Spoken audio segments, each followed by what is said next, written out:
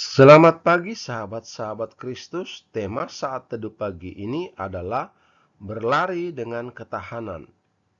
Bacaan Alkitab terambil dari kitab Ibrani pasal 11 ayat 4 sampai 34 yang berbunyi demikian. Karena iman, Habel telah mempersembahkan kepada Allah korban yang lebih baik daripada korban Kain. Dengan jalan itu ia memperoleh kesaksian kepadanya bahwa ia benar, karena Allah berkenan akan persembahannya itu, dan karena iman ia masih berbicara sesudah ia mati. Karena iman, Henokh terangkat, supaya ia tidak mengalami kematian, dan ia tidak ditemukan, karena Allah telah mengangkatnya. Sebab sebelum ia terangkat, ia memperoleh kesaksian bahwa ia berkenan kepada Allah. Tetapi tanpa iman tidak mungkin orang berkenan kepada Allah. Sebab barang siapa berpaling kepada Allah, ia harus percaya bahwa Allah ada dan bahwa Allah memberi upah kepada orang yang sungguh-sungguh mencari Dia. Karena iman, maka Nuh dengan petunjuk Allah tentang sesuatu yang belum kelihatan, dengan taat mempersiapkan bahtera untuk menyelamatkan keluarganya. Dan karena iman itu, ia menghukum dunia, dan ia ditentukan untuk menerima kebenaran sesuai dengan imannya. Karena iman, Abraham taat ketika ia dipanggil untuk berangkat ke negeri yang akan diterimanya menjadi milik pusakanya. Lalu ia berangkat dengan tidak mengetahui tempat yang ia tujui. Karena iman, ia diam di tanah yang dijanjikan itu, seolah-olah di suatu tanah asing, dan di situ ia tinggal di kemah dengan Ishak dan Yakub, yang turut menjadi ahli waris janji yang satu itu. Sebab ia menanti-nantikan kota yang mempunyai dasar yang direncanakan dan dibangun oleh Allah.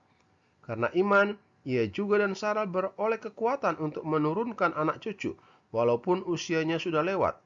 Karena ia menganggap Dia yang memberikan janji itu setia. Itulah sebabnya, maka dari satu orang, malahan orang yang telah mati pucuk, terpancar keturunan besar, seperti bintang di langit, dan seperti pasir di tepi laut, yang tidak terhitung banyaknya.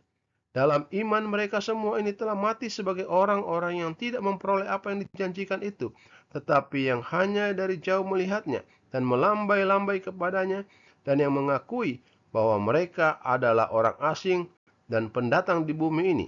Sebab mereka yang berkata demikian menyatakan bahwa mereka dengan rindu mencari suatu tanah air. Dan kalau sekiranya dalam hal itu mereka ingat akan tanah asal yang telah mereka tinggalkan, maka mereka cukup mempunyai kesempatan untuk pulang ke situ. Tetapi sekarang mereka merindukan tanah air yang lebih baik, yaitu satu tanah air sorgawi. Sebab itu Allah tidak malu disebut Allah mereka, karena ia telah mempersiapkan sebuah kota bagi mereka. Karena iman maka Abraham, tak kala ia dicobai, mempersembahkan Ishak. Ia yang telah menerima janji itu rela mempersembahkan anaknya yang tunggal, walaupun kepadanya telah dikatakan, keturunan yang berasal dari Ishaklah yang akan disebut keturunanmu. Karena ia berpikir bahwa Allah berkuasa membangkitkan orang-orang sekalipun dari antara orang mati. Dan dari sana ia seakan-akan telah menerimanya kembali. Karena iman maka Ishak sambil memandang jauh ke depan memberikan berkatnya kepada Yakub dan Esau. Karena iman maka Yakub ketika hampir waktunya akan mati memberkati kedua anak Yusuf, lalu menyembah sambil bersandar pada kepala tongkatnya. Karena iman maka Yusuf menjelang matinya memberitakan tentang keluarnya orang-orang Israel dan memberi pesan tentang tulang belulangnya. Karena iman maka Musa setelah ia lahir disembunyikan selama 3 bulan oleh orang tuanya, karena mereka melihat bahwa anak itu elok rupanya dan mereka tidak takut akan perintah raja. Karena iman, maka Musa setelah dewasa menolak disebut anak putri Firaun, karena ia lebih suka menderita sengsara dengan umat Allah daripada untuk sementara menikmati kesenangan dari dosa. Ia menganggap penghinaan karena Kristus sebagai kekayaan yang lebih besar daripada semua harta Mesir. Sebab pandangannya ia arahkan kepada upah. Karena iman, maka ia telah meninggalkan Mesir dengan tidak takut akan murka raja. Ia bertahan sama seperti ia melihat apa yang tidak kelihatan. Karena iman, maka ia mengadakan Paskah dan pemercikan darah, supaya pembinasa anak-anak sulung jangan menyentuh mereka. Karena iman, maka mereka telah melintasi Laut Merah, sama seperti melintasi tanah kering. Sedangkan orang-orang Mesir tenggelam ketika mereka mencobanya juga. Karena iman, maka runtuhlah tembok-tembok Yeriko setelah kota itu dikelilingi 7 hari lamanya. Karena iman, maka Rahab, perempuan sundal itu, tidak turut binasa bersama-sama dengan orang-orang durhaka, karena ia telah menyambut pengintai-pengintai itu dengan baik. Dan apakah lagi yang harus aku sebut? Sebab aku akan kekurangan waktu. Apabila aku hendak menceritakan tentang Gideon, Barak, Simson, Yefta, Daud, dan Samuel, dan para nabi, yang karena iman telah menaklukkan kerajaan-kerajaan, mengamalkan kebenaran, memperoleh apa yang dijanjikan, menutup mulut singa-singa, memadamkan api yang dahsyat. Mereka telah luput dari mata pedang, telah beroleh kekuatan dalam kelemahan, telah menjadi kuat dalam peperangan, dan telah memukul mundur pasukan-pasukan tentara asing.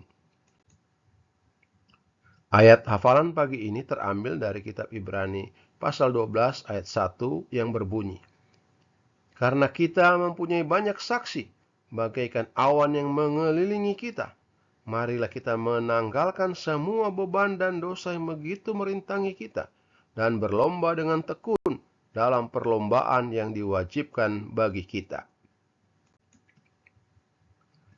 Lomba atletik sangat populer pada zaman Perjanjian Baru. Jadi masuk akal jika penulis Ibrani menyamakan kehidupan Kristen dengan perlombaan. Mengikut Kristus bukanlah sebuah lari cepat, tetapi sebuah maraton dengan banyak rintangan, kesulitan, dan tikungan yang tidak terduga. Untuk menyemangati kita dalam jalur yang kita tempuh, Allah telah memberi kita banyak saksi bagaikan awan.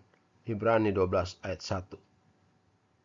Ibrani 11 ayat 4-38 telah memaparkan para wali masa lalu yang dengan setia mendampinginya melewati segala cobaan dan tantangan hidup. Teladan mereka mengilhami kita untuk mempercayai Tuhan dan menaatinya, tidak peduli betapa sulit dan membingungkannya rintangan yang ada di jalan kita. Kita juga didesak untuk menyingkirkan segala rintangan dan dosa yang begitu merintangi kita. Ibrani 2 ayat 1. Jika kita ingin bertahan sepanjang perlombaan, kita harus dengan jujur memeriksa kehidupan kita untuk mencari segala sesuatu yang mungkin menghalangi kita untuk mengenal Tuhan dan mengikuti Dia.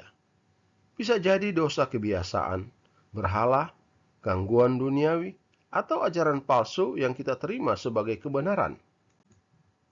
Dan tentu saja kita perlu mengarahkan pandangan kita pada Yesus, teladan utama dari ketekunan yang setia. Dia menderita demi kita di kayu salib, agar kita dapat bersama-sama dengannya selamanya. Ingat, akan ada banyak rintangan dalam perjalanan kita bersama Tuhan, namun Dia memperlengkapi kita untuk menyelesaikannya dengan kuat. Terpujilah Tuhan. Haleluya. Tuhan memberkati kita semua. Amin.